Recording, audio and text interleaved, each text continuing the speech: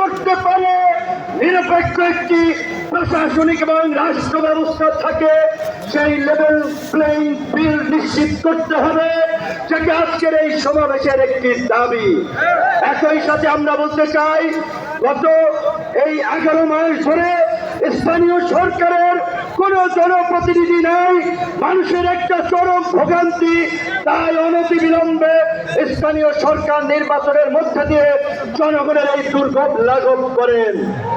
আমার ভাই, আমার সহকর্মী, সহযোদ্ধা বন্ধু জাহিদুল ইসলাম বলেছে, আমিও তার সাথে একাত্মতা পোষণ করে বলতে চাই। অনেকেই আমাকে ইয়ার্কি করে বলে, ভাই ডাকসুর চাবি কি আপনি নিয়ে গেছেন নাকি? ডাকসু তো আর খোলে নাই আপনার পরে।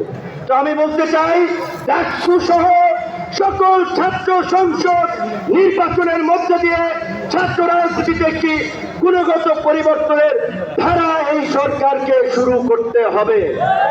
একই সাথে আমাদের এই অঙ্গীকারের বিনিময়ে এই পরিবর্তনকে দীর্ঘস্থায়ী করার জন্য, এই জুলাইয়ের সুফল মানুষের কাছে পৌঁছে দেওয়ার জন্য ঐতিহাসিক যে জুলাই ঘোষণাপত্র এবং যে জুলাই সনদ, আমরা আশা করি সরকার থেকে এই জুলাই মাসে বাস্তবায়ন করবে।